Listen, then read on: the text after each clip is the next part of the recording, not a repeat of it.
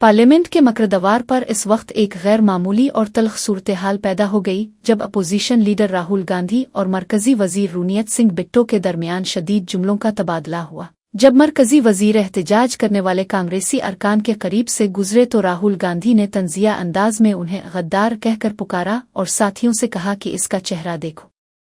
राहुल गांधी ने हाथ मिलाने की पेशकश करते हुए कहा कि हेलो भाई मेरे गद्दार दोस्त, फिक्र ना करो, तुम दोबारा कांग्रेस में ही वापस आओगे।